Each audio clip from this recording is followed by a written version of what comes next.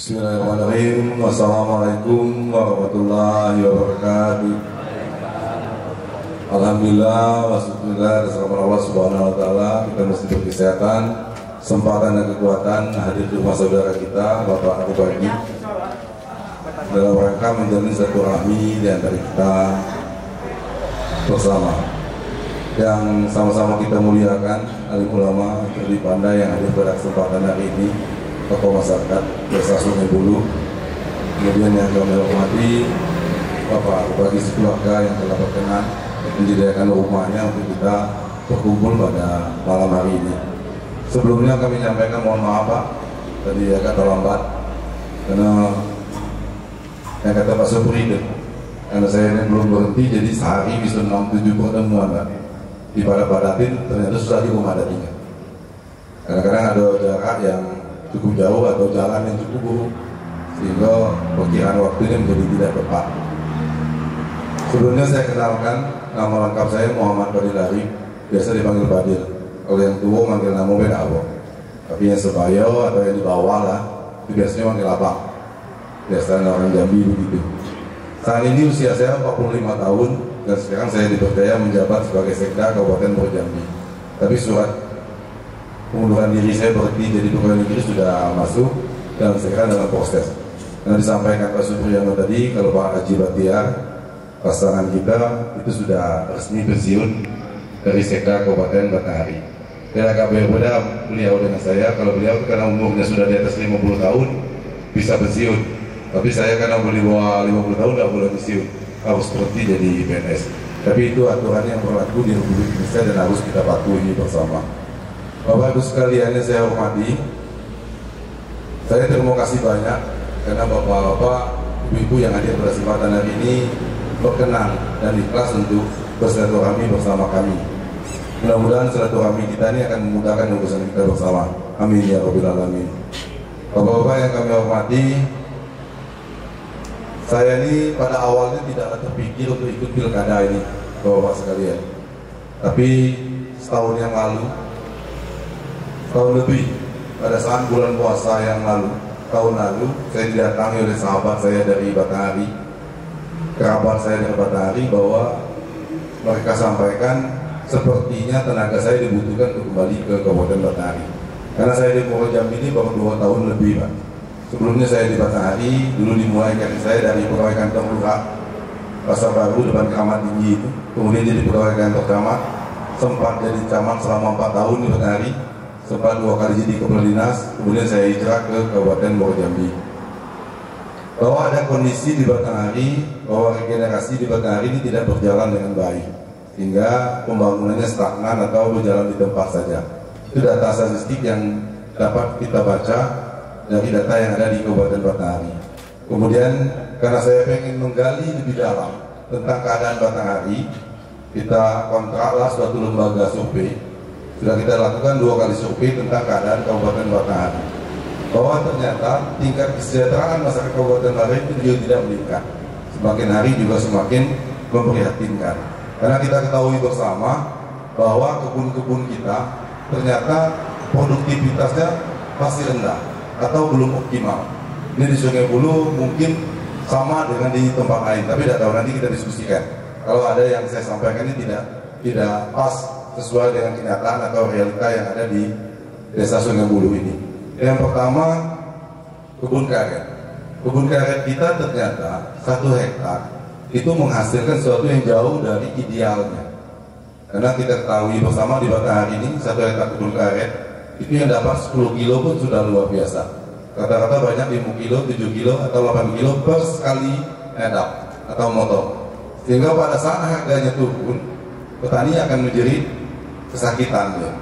Sementara idealnya kebun karet itu 1 hektarnya 50 kilo sampai 80 kilogram per sekalinya edap atau motor. Nah ini yang harus kita benahi ke depannya. Apa penyebab kebun kita seperti itu? Ternyata bibitnya tidak jelas. Kemudian petaninya juga belum berdaya, tidak mengetahui cara perawatan kebun yang baik. Kita ketahui Bapak Ibu sekalian bahwa Batanghari ini 80% lebih penduduknya adalah petani. Kalau kita mau menggerakkan ekonomi Kabupaten Batanghari, berarti petaninya harus maju. Pertanian itu macam-macam. Ada sawah, ada kebun karet, ada kebun sawit, dan kebun-kebun lainnya. Kemudian ada peternakan, ada perikanan. Sebagian warga kita juga bertanam sawit. Tapi sawit kita juga belum optimal hasilnya. Karena kita masih banyak temui sawit kita 1 hektar dapatnya cuma 5 kuintal atau cuma 1 ton per hektar per bulan. Idealnya kebun sawit itu 1 hektarnya 3 ton per bulan. Atau kalau diambil rata-rata dikurangi treknya sekitar 37 atau 38 ton setahun. Sehingga petaninya akan sejahtera. Masalahnya apa? Ternyata bibitnya juga tidak jelas. Pemerintah tidak cukup melindungi petani. Sehingga bibit yang didapatkan petani itu tidak jelas asal muasalnya. Kemudian yang kedua, petaninya tidak cukup berdaya untuk merawat kebun dengan baik dan benar.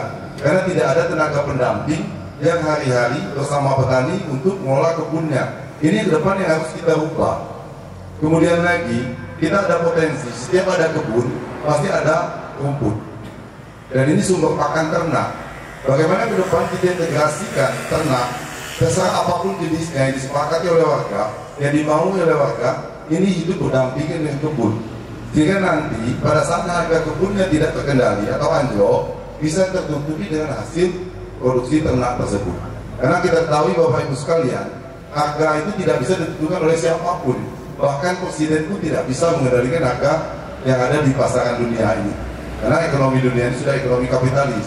Jadi hukum pasar yang berlaku antara permintaan dan penawaran. Jadi kalau ada calon yang berani menjamin bisa naikkan harga harga sawit, ya sama-sama kita pilih dan calonnya. Tapi kalau nanti tidak tepat, ya kita sama-sama rasakan. Karena saya tidak akan berani menjanjikan sesuatu yang di luar akal sehat kita semua. Jadi yang jadi masalah, produksinya ke depan ini harus kita tingkatkan. Kemudian apalagi yang menyebabkan kebun kita tidak berjalan dengan ekonomis. Ternyata akses ke kebun kita tidak terlalu baik. Jalan menuju kebun kita kata-kata dalam kondisi jelek atau buruk. Jadi ke depan itu juga harus kita benahi. Bagaimana kita pergi ke kebun itu lancar? Memang bukan aspal, tapi bagaimana jalannya bisa ditempuh dengan kecepatan 60 atau 70 km per jam. Sehingga dalam keadaan hujan pun kita bisa datang ke kebun dan kembali membawa hasil kebun dengan lancar. Seperti jalan-jalan PT. Kalau dia becek atau berlubang, datang alat berat dari Pemda, ditimbun, dipadatkan sehingga dia menjadi keras kembali. Nah ini yang harus kita lakukan di batang hari sehingga petani menjadi berdaya. Memang betul setiap orang mampu atau dalam keadaan miskin ini harus dibantu. Tapi kita niatkan dan kita rencanakan orang miskin ini 4-5 tahun ke depan dia harus mampu. Karena yang namanya bantuan itu tidak akan membuat kita senang. Bantuan itu cuma seharusnya mati jadi tidak mati, seharusnya lapar dan jadi lapar. Karena bantuan itu nilainya 600.000, ya kan? Paling tinggi 800.000 dan ini tidak akan membuat kita senang. Jadi bagaimana ke depan kita rencanakan supaya tidak ada lagi bantuan di Batari dalam artian kita semua menjadi orang yang mampu. Nah ini yang perlu kita pikirkan bersama. Bagaimana pertanian di Batari ini berjalan sebagaimana mestinya sesuai dengan hasil kebun yang ada di Indonesia. Bapak Ibu sekalian boleh itu dibanding ke PT-PT yang membeli sawit. Kalau dekat sini ada mungkin Pak Selama ada adik nanti ya, karena beliau ini kan dekat PT Indosawit. PT Indosawit itu kalau kebunnya per hektar per tahun tidak mencapai 38 ton, itu manajernya dicat karena berarti perawatannya tidak begitu baik. Bibitnya jelas, tapi hasilnya tidak memadai, berarti perawatannya tidak baik. Ini yang ke depan yang harus kita contoh, yang harus kita terapkan di Batari. Jadi ke depan bagaimana petani ini mendapatkan bibit yang jelas. Betul, bibit sawit ini subsidi, tapi subsidinya harus jelas. Bibit mana yang disubsidi? Kemudian boleh kita melakukan bantuan bibit gratis kepada karet, tapi bibitnya juga harus jelas. Jangan sampai terjadi bibit gratis ini setelah kita tanam 5 tahun kemudian ada getahnya. Mana batangnya kecil, getahnya tidak ada. Nah, ini kan program yang akan membunuh rakyat Kabupaten Batari. Ini ke depan yang harus kita ubah. Di samping akses menuju pertanian juga harus baik. Kemudian yang ketiga, dalam rangka kita membangun kebun, kita kan dibuat aturan tidak boleh membakar. Sementara petani kita untuk mendatangkan alat berat itu susah. Bagaimana ke depan pemerintah turun membantu petani meminjamkan alat dengan harga yang disubsidi, sehingga petani mampu untuk pakai alat berat. Kalau makar pasti ditangkap polisi. Tapi kalau kita pakai tangan, tidak sudah kita buka kebun ini. Karena zaman sekarang sudah canggih. Nah ini ke depan yang harus dilakukan di Kabupaten Batanghari. Karena kalau namun judulnya kabupaten, pasti dia berbasis pertanian.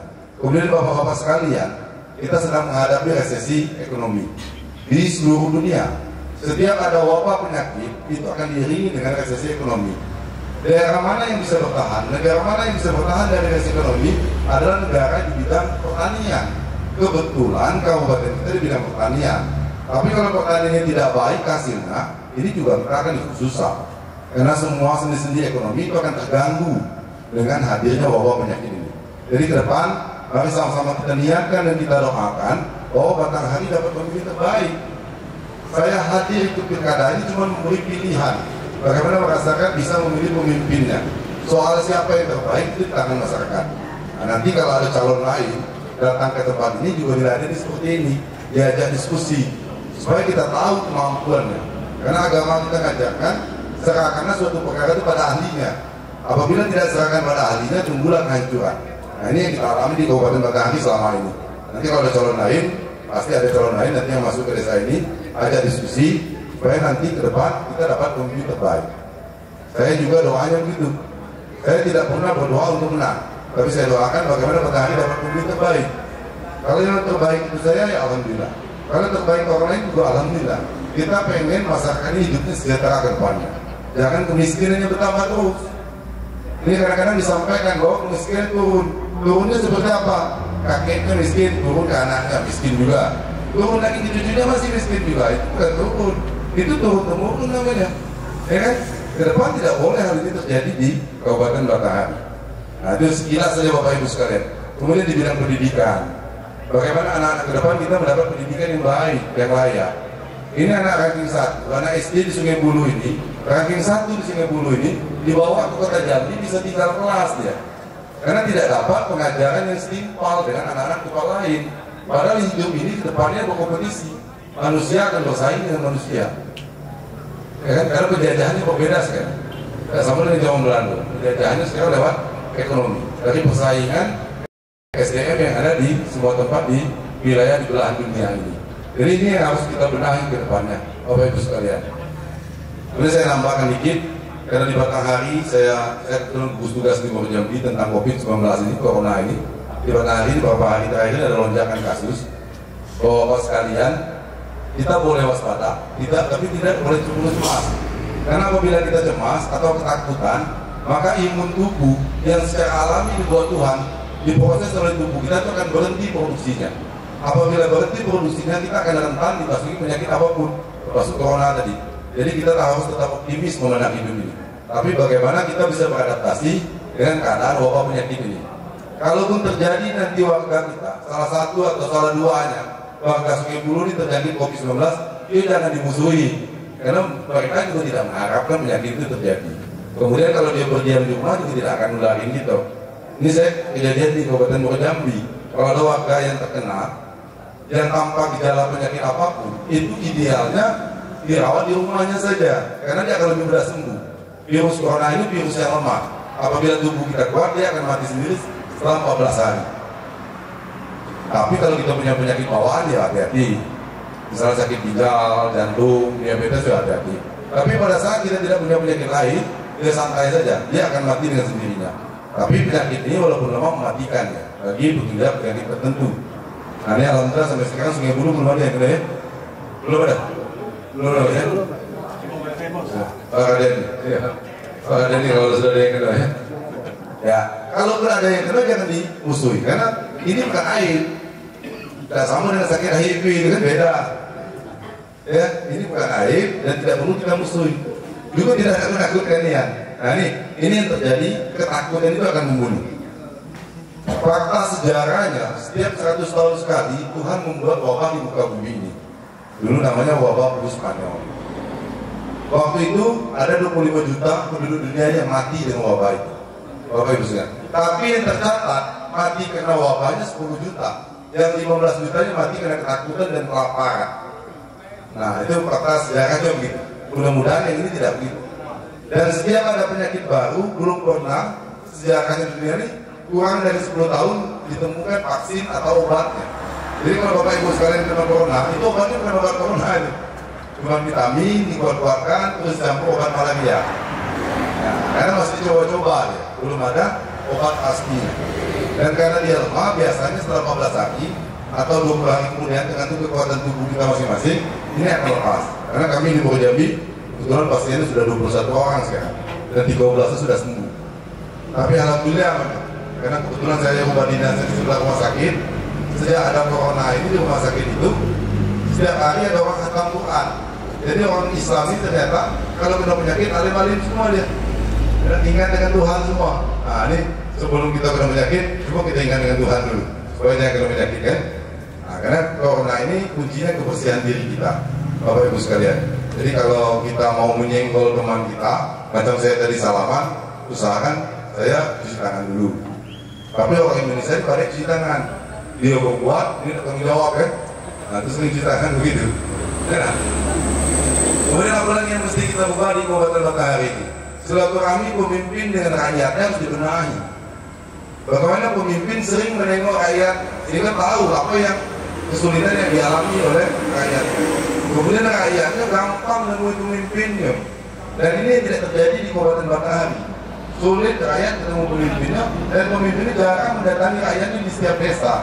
Tidak tahu kalau di Sungai Bulu mungkin sering karena ada Pak Suki di sini kan. Nah, saya tidak tahu. Dan itu harus dibenahi. Karena janji Allah, silaturahmi yang terjalin dengan baik itu akan memudahkan urusan kita, memudahkan rezeki dan memanjangkan umur kita. Kita perintah Tuhan begitu banyak yang melanggar di Kabupaten Matahari. Saya alim enggak, karena saya takut hal begitu. Makanya silaturahmi ini harus kita benahi terus. Kemudian Bapak Ibu sekalian, seperti saya sampaikan pada saat di rumah Pak Subri, saya mohon maaf. Setiap pertemuan pasti saya membuat daftar hadir begitu.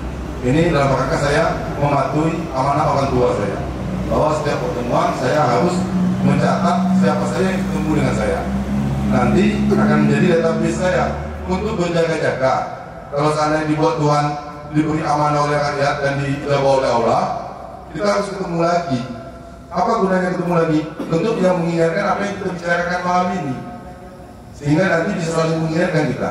Bisa saja Pak Widil, dulu kau bilang jalan ke kebun mesti lancar, buka kebun ada alat berat yang bakal disubsidi, karena sekarang belum terjadi. Nah, kita beringat itu di buah. Tapi pada saat kita tidak silaturahminya putus, ini tidak bisa kita saling mengingatkan. Nah, ini harus kita ubah di Kabupaten Matahari ke depannya. Jangan silaturahminya 5 tahun sekali. Karena guru ngaji kita tidak pernah ngajarin begitu. Silaturahmilah kamu 5 tahun sekali. Ini kadang-kadang menjelang pilkada silaturahmi itu hilang. 5 tahun ketemu lagi kan. Nah, itu yang aneh di Kabupaten Matahari. Kecuali Pak Supri mungkin ada silaturahminya itu ya. Nah, kalau Pak Wiro macam itulah. Jadi Bapak Ibu sekalian, saya lagi terima kasih karena diberi kesempatan untuk bersilaturahmi di sini. Dan mari sama-sama kita niatkan dan kita doakan ke depan kita dapat pemimpin yang adil, pemimpin yang peduli dan ingat dengan rakyatnya. Terserah siapa yang terbaik di antara yang nyalon. Terima kasih atas segala perhatian dan mohon maaf atas segala kekurangan.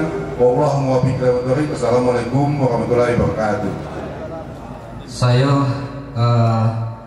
ingin menyampaikan sebuah untuk penerangan kelihatannya ya, dari istilahnya lampu jalan seperti ini Pak.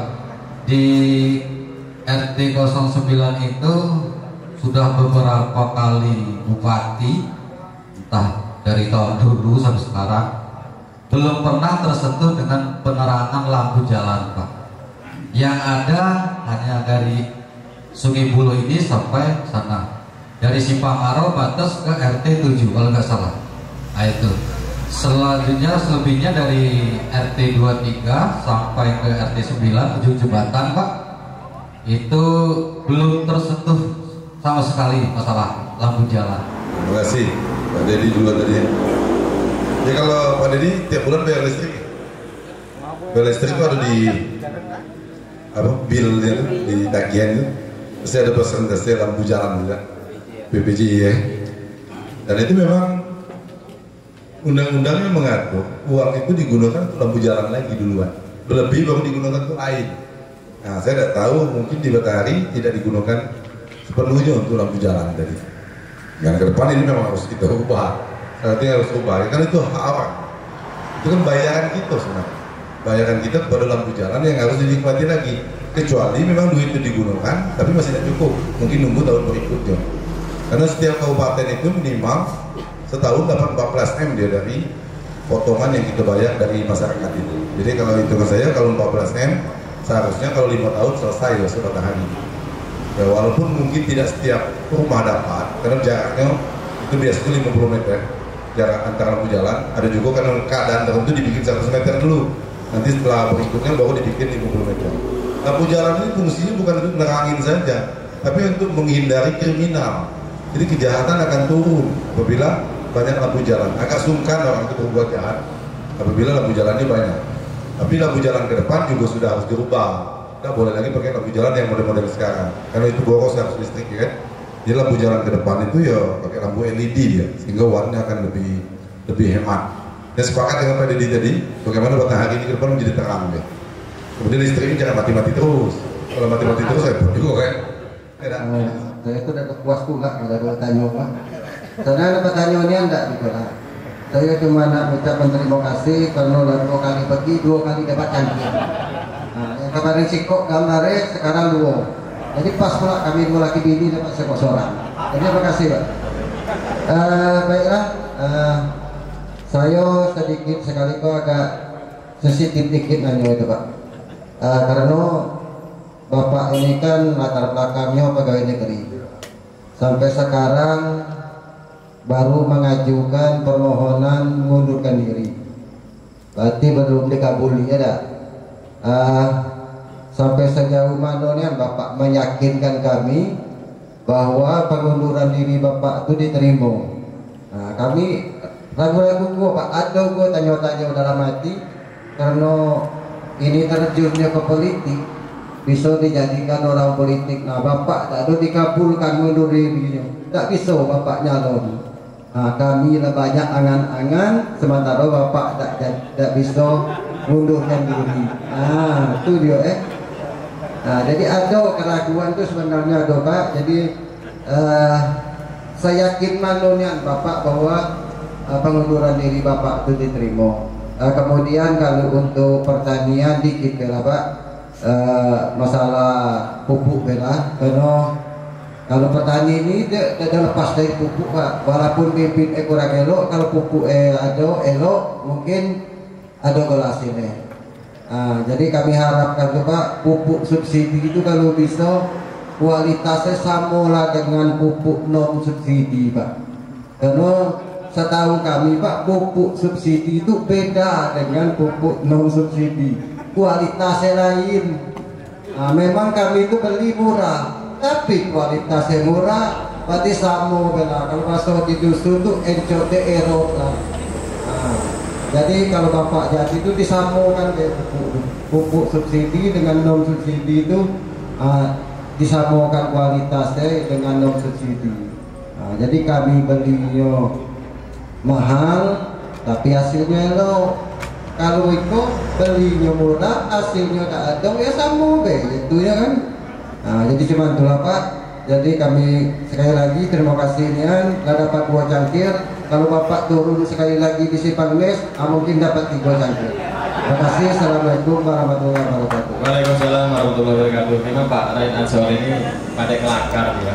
Jadi harapan kami memang supaya tidak kaku ya, jangan tegang niat. Karena Pak Padil ini ialah sama-sama keluarga kita. Berkaitan dengan pengunduran diri, yang pertama tadi, yang kedua berkaitan pupuk. Mungkin juga saya melihat ya berkaitan pengunduran diri. Sebenarnya PNS itu kalau nak mundur tidak masuk-masuk kayak mundur itu lah, berhenti itu lah sebenarnya. Tapi beliau tidak mau seperti itu. Beliau ikuti aturan yang ada sesuai tahapan-tahapan berkaitan surat pengunduran diri, kemudian ada perhentian dan lain-lainnya. Tapi kalau beliau memang tidak nak masuk lagi, berhenti itu lah. Yang namanya berhenti ya. Mungkin ada jawaban lain dari Pak Raden, silakan. Terima kasih Pak Raden. Pak Raden ini memang ada dia terpikir hal-hal yang tidak dipikirkan orang. Jadi itu sudah terpikirkan saya Pak Raden. Jadi ada undang-undang tentang pemilu kada ini ngaturkan pada saat pegawai negeri, TNI dan Polri serta anggota DPRD mencalonkan diri sebagai kepala daerah atau wakil kepala daerah, di saat ditetapkan sebagai calon dia otomatis berhenti.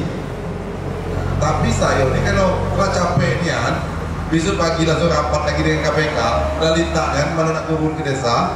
Saya minta agak cepat dikit, jangan nunggu penetapan calon. Karena penetapan calon itu tanggal 26 September. Bisa mati badan kita kan, bolak-balik. Besok pagi lo mikir gawe pula. Saya pengennya lebih cepat dari 26 September. Maka saya sampaikan dengan bos saya, kalau bisa paling lambat tuh 3 September saya sudah berhenti. Karena saya mungkin tanggal 4, tanggal 5 ini mau daftar. Walaupun undang-undangnya awalnya berdebat. Beliau sampaikan, nah apa sih dah? Kan peraturan ini setelah ditangkap calon tanggal 26 September, bulan aja cepat. Bukan masalah cepat, tenang, dia ada capeknya. Nah, itu Pak Kaden. Jadi betul kata Pak Supriyono, pegawai negeri ini masuknya Pak ya, berhentinya mudah. Enak, pada masuknya berhenti kok, tapi berhenti dengan tidak hormat. Dia tadi goreng orang pulang musuh sebelah kan, wah pada itu berpecah jadi pegawai kan. Nah, padahal sebenarnya sama kayak berhenti juga. Mengundurkan diri dengan kita pecat itu sama berhenti kan. Sama begitu di perusahaan macam itu juga, mengundurkan diri berhenti sama berhenti kan. Malah enak dipecat, pesangon, mengundurkan diri mulai dapat pesangon kan. Nah itu Pak Kadennya, Pak Kaden tenang ya. Kalau berhenti saya pasti berhenti. Maka saya sampaikan pada saat berdebat kencang, saya mohon maaf karena saya sudah menyampaikan di media bahwa saya akan berhenti jadi pegawai negeri. Kebetulan mau ikut pilkada, saya akan berhenti. Kalaupun saya tidak ikut pilkada, saya tetap akan berhenti. Karena apa? Saya tidak punya mukul lagi, sudah mau pengen berhenti, tiba-tiba masih jabat terus kan? Tidak jelas pada itu gitu kan? Bercakap, udahnya dijilat dewek. Ya mas saya cuma pengen lebih cepat berhentinya dari tanggal 26 September. Ya kalau bisa akhir Agustus atau awal September. Karena sekarang Bogor Jambi sedang melaksanakan kegiatan APBD perubahan. Hitung saya ya paling cepat 3 minggu, paling lambat 4 minggu dia selesai kegiatan APBD perubahan. Sudah itu tidak ada lagi gawe yang penting nian, yang kebetulan bos saya anggap kalau sudah gawe itu baru berhenti. Kayak gitu itu Pak Kadennya.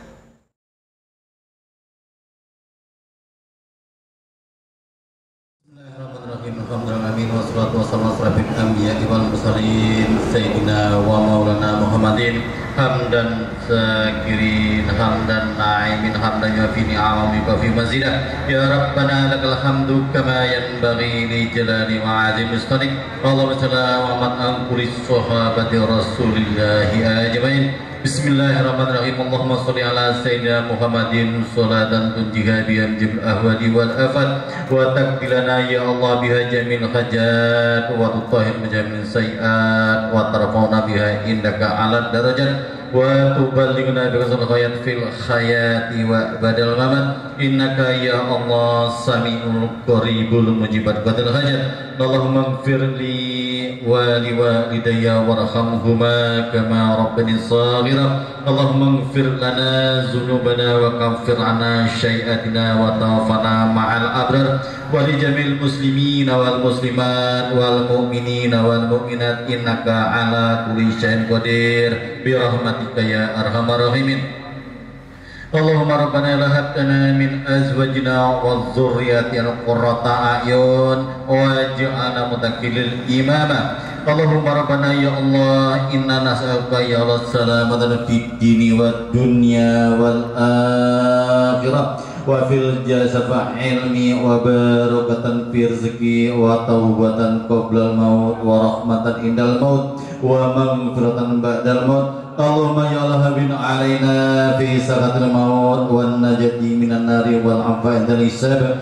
Allahumma la tuzigh qulubana ba'da idh hadaitana wa hab lana min ladunka rahmah innaka antal wahhab.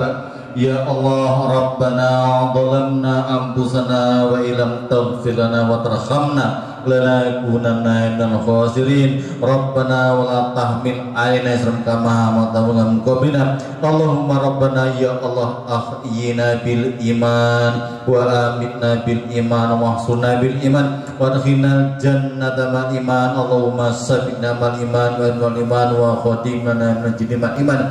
Allahumma Rabbana ya anta rabbi la ilaha illa anta khalaqtani wa ana abduka wa ana ala ahdika wa wa'duka mastata'tu wa a'udzubika min syarri ma sana'tu wa bulaka bi nikmatika alayya wa abu'u bi dhanbin faghfirli fa innahu la yaghfiru dzunuba illa anta maghfiratan indaka warhamni innaka antal ghafurur rahim.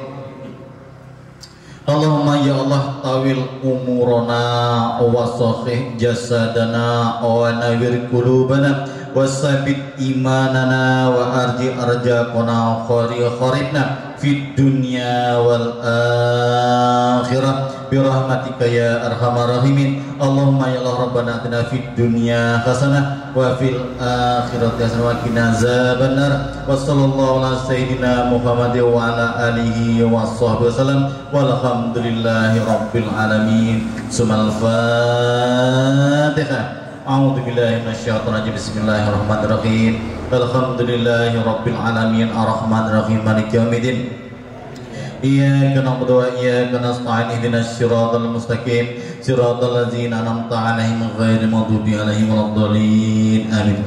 Amin amin ya Allah. Amin amin ya Rahman.